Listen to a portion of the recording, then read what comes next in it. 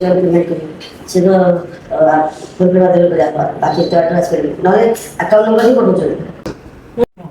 କିନ୍ତୁ କ'ଣ ତମର ଫାଷ୍ଟ ହେଲା କହିଲ? ମୋ ଆକାଉଣ୍ଟରୁ ମୁଁ ମୋ ୱାଇଫ୍ ଆକାଉଣ୍ଟକୁ ସବୁବେଳେ ପେମେଣ୍ଟ ପଠାଏ ଯାହା ବି ହୁଏ।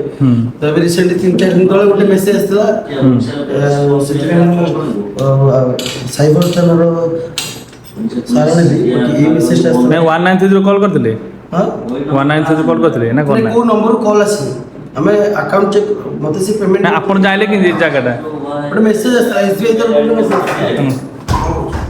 କଟିଯାଇଛି ପାଖାପାଖି 14-15 ହଜାର ମାନେ ଆପଣ ଜାଣିଲେ ଜାଗାଟା କେମିତି? ଆପଣ ମାନେ ଜାଗାଟା ଏଇଠିକି କଣ୍ଟାକ୍ଟ କରିଥିଲେ କି? ହଁ ଏଇଠିକି ଆସିବା ପାଇଁ ବ୍ୟାଙ୍କ ବାଲା କହିଲେ, ବ୍ୟାଙ୍କରେ କହିଲେ। ଆମେ ଗୁଗଲରେ ସର୍ଚ୍ଚ କଲୁ ତ ଏଇଟା ହିଁ ଆସିଲା। ଓହୋ, ଆପଣ 193 କଲ୍ କରିନାହାନ୍ତି? ନା କଲ୍ ଡାଇରେକ୍ଟ ଏଇଠିକି ଆସିବୁ।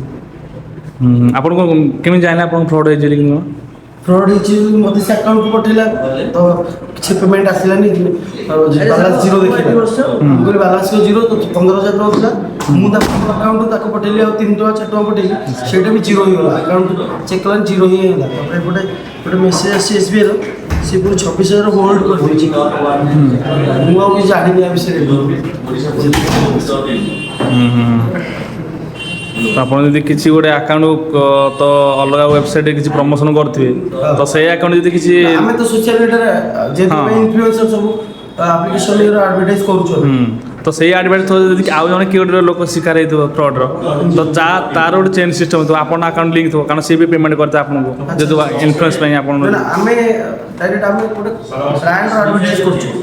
ଆମେ କେଉଁ ଲୋକକୁ କହୁନୁ କି ଆପଣ ମାନେ ଖେଳ ବାଧ୍ୟ କରୁନୁ କି କାହାକୁ, ନାଇଁ ନଟ୍ ଫୋର୍ସଫୁଲି, ଯାହା ପଇସା ଆମ ପାଖକୁ ଆସୁଛି କମ୍ପାନୀର ଆଡ଼ଭର୍ଟାଇଜ୍ କରୁଛୁ। ଯେମିତିକି ଗୋଟେ ଧୂପକାଠି କମ୍ପାନୀ ତାର ଆଡ଼ଭର୍ଟାଇଜ୍ କରୁଛୁ, ତ ଲୋକମାନେ ଧୂପକାଠି କିଣିବେ, ସେଟା ତାଙ୍କ ଉପରେ ଡିପେଣ୍ଡ, ସେ କିଣିବେ କି ନ କିଣିବେ ତାଙ୍କ ଉପରେ ଡିପେଣ୍ଡ। କିନ୍ତୁ ଆମେ କିନ୍ତୁ ଆଡ଼ଭର୍ଟାଇଜ୍ କରୁଛୁ ଯେମିତି ଷ୍ଟାରକାଷ୍ଟ ମାନେ କରନ୍ତି। ମୁଁ ସେମିତି ଆଡ଼ଭର୍ଟାଇଜ୍ କରୁଛି, ମୋତେ ସେମାନେ ପେମେଣ୍ଟ ଦେଇଛି। କିନ୍ତୁ ଲୋକଙ୍କ ପାଖରୁ ମୋ ପାଖକୁ ପେମେଣ୍ଟ ଆସିବା କଥା ପଠେଇନାହାନ୍ତି। ହଁ, ତ ସେଥିପାଇଁ କିନ୍ତୁ ସେଇ ଇନଫ୍ଲୁଏନ୍ସ ଥ୍ରୁରେ ଆପଣଙ୍କ ଆକାଉଣ୍ଟରେ ସେମାନେ ପେମେଣ୍ଟ କରିଥିବେ, ତାଙ୍କ ଆକାଉଣ୍ଟ ଲିଙ୍କ୍ ଥିବ, ତ ତାଙ୍କ ଆକାଉଣ୍ଟ ଥ୍ରୁରେ ଯିଏ ବି ଫ୍ରଡ଼୍ ହେଇଥିବ, ଶିକାର ହେଇଥିବ, ତା ଚେନ୍ ସିଷ୍ଟମ୍ ଆପଣଙ୍କୁ ଲିଙ୍କ୍ ଥିବ, ଯାହାଫଳରେ ସିଏ ଯଦି କମ୍ପ୍ଲେନ୍ କରିଛି ନା, କିନ୍ତୁ ମୋ ଆକାଉଣ୍ଟରେ କରିଥିଲେ ଚଳିବ, କାହିଁକିନା ମୁଁ ସବୁ ମାନେ ରମି ଆପ୍ ଇଏ ସବୁ ଆପ୍ ବହୁତ ସାରା ଆପ୍ରେ ମୁଁ ଇନଭଲ୍ଭ ଅଛି। ମାନେ ମୁଁ ଖେଳୁଛି ପ୍ଲସ୍ ହାରୁଛି ଜିତୁଛି, ଯାହା ବି ଏଇଟା ମୋ ଆକାଉଣ୍ଟ, ତା ଆକାଉଣ୍ଟରେ ନୁହେଁ, ମାନେ ମୋ ୱାଇଫ୍ର ଆକାଉଣ୍ଟ ସେଥିରୁ ପଠେଇଛି। ଠିକ୍ ଅଛି ହେଲା, କମ୍ପ୍ଲେନ୍ ନୂଆ ଆକାଉଣ୍ଟଟା ମାନେ ଏବେ ହିଁ ଖୋଲିଛି, ତା ଆକାଉଣ୍ଟ କୋଉଠି ବି କିଛି ୟୁଜ୍ ହେଇନି, ତାଙ୍କର ୟୁଜ୍ ହେଇନି କୋଉଠି।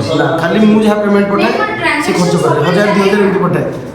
ରିସେଣ୍ଟ ଖାଲି 1,000 ଟଙ୍କା ପଠେଇ ଦେଇଥିଲି, ସେଇଟା ଏମିତି ପଠେଇ ତାଙ୍କର SBI ଆକାଉଣ୍ଟ, ଯେହେତୁ SBI ଆକାଉଣ୍ଟ ଟିକେ କ'ଣ କରିବେ ନା ସାଙ୍ଗେ ସାଙ୍ଗେ ଆକ୍ସନ୍ ନେବେ। କିନ୍ତୁ ଅଦର ବ୍ୟାଙ୍କରେ ସେମାନେ ଟିକେ ଟାଇମ୍ ନିଅନ୍ତି, ହୁଏତ ଆପଣଙ୍କ ବି ଆକାଉଣ୍ଟ ଫ୍ରିଜ୍ ହେଇପାରେ ଯଦି ସେମିତି କିଛି କିଏ କମ୍ପ୍ଲେନ୍ ଦିଆଯାଏ। କିନ୍ତୁ ତାଙ୍କର SBI ଯେହେତୁ ସେ ଫାଷ୍ଟ ଆକ୍ସନ୍ ନେଇଛନ୍ତି। ମୁଁ ତ ଖୋଲିଲାଣି ମୋ ପାଖାପାଖି ବର୍ଷେ 1.5 ବର୍ଷ ମୋ ଆକାଉଣ୍ଟ ସେମିତି କିଛି ହେଇନି, ସେ SBIରେ ଫାଷ୍ଟ ଟାଇମ୍ ଏମିତି ହେଲା। ତ ଆମ ସାର୍ ଆସିଲେ, ତ ତାଙ୍କ ସହିତ ଟିକେ କଥା ହେଇଯିବ, ଭଲ ଲାଗିବ। ଆପଣ ବି ଏଇଭଳିଆ ସାଇବର ଅପରାଧର ଶିକାର ହେଇପାରନ୍ତି ଏବଂ ଚାହୁଁଛନ୍ତି ଆପଣ ଏଇଭଳିଆ ସାଇବର ଅପରାଧ ଶିକାର ନ ହେବା ପାଇଁ, ତ ଆମର 193 କଲ୍ କରନ୍ତୁ କିମ୍ବା ମୋ ଚ୍ୟାନେଲକୁ ସବସ୍କ୍ରାଇବ୍ କରନ୍ତୁ ଏବଂ ମୋ ଚ୍ୟାନେଲ ସହିତ କନେକ୍ଟ କରନ୍ତୁ। ଯଦି ଆପଣ କିଛି cyber related problem such like ଆପଣଙ୍କର ଇନଷ୍ଟାଗ୍ରାମ ହ୍ୟାକ୍ ହେଲା, ଇନଷ୍ଟାଗ୍ରାମର ଫେକ୍ ଆଇଡି କରିକି ଆପଣ ଟିକେ ବ୍ଲାକମେଲିଂ କରୁଛି, କିମ୍ବା ଆପଣଙ୍କର ଫେସବୁକ୍ ହ୍ୟାକ୍ ହେଲା, ହ୍ୱାଟ୍ସଆପ୍ ହ୍ୟାକ୍ ହେଲା, ତ ଏଇଭଳିଆ ଯଦି ରିଲେଟେଡ୍ କିଛି ବି ପ୍ରୋବ୍ଲେମ୍ ହେଉଛି ନା, ମୁଁ ତଳେ ଗୋଟେ ହ୍ୱାଟ୍ସଆପ୍ ନମ୍ବର ଦେଇଦେଇଛି, ସେ ହ୍ୱାଟ୍ସଆପ୍ ନମ୍ବରରେ ଆପଣ ମେସେଜ୍ କରିପାରିବେ, କିମ୍ବା ତାପରେ ଯଦି ଆପଣ କିଛି ସଲ୍ୟୁସନ୍ ପାଉନାହାନ୍ତି ତ ମୋ ୟୁଟ୍ୟୁବ୍ ଚ୍ୟାନେଲ୍ ଆପଣ କମେଣ୍ଟ କରିବେ, ତ ମୁଁ ତାର କମେଣ୍ଟ ରିପ୍ଲାଏ ନିଶ୍ଚିତ ଦେବି ଏବଂ ଆପଣଙ୍କୁ ଗାଇଡ଼ କରିପାରିବି ଆପଣ କେଉଁ ଷ୍ଟେପ୍ ଆଗକୁ କରିବେ। ଏବଂ ଯଦି କିଛି ମନି ରିଲେଟେଡ୍ ପ୍ରୋବ୍ଲେମ୍ ଆପଣଙ୍କୁ, ତ ସାଙ୍ଗେ ସାଙ୍ଗେ ଆପଣ 193 କଲ୍ କରିବେ ଏବଂ ମୁଁ ଆଶ୍ଚର୍ଯ୍ୟ କରୁଛି ଆପଣଙ୍କୁ ଏତିକି ଯେ ଆପଣ ନିଶ୍ଚିତ ଆପଣ ତାର ସଲ୍ୟୁସନ୍ ପାଇବେ ଏବଂ ଆପଣ ସୋ ଏତିକି ଲାଷ୍ଟ କହୁଛନ୍ତି ମୋ ଚ୍ୟାନେଲ୍ ସବସ୍କ୍ରାଇବ୍ କରନ୍ତୁ, ଲାଇକ୍ କରନ୍ତୁ, ସେୟାର କରନ୍ତୁ। ରହୁଛି ନମସ୍କାର।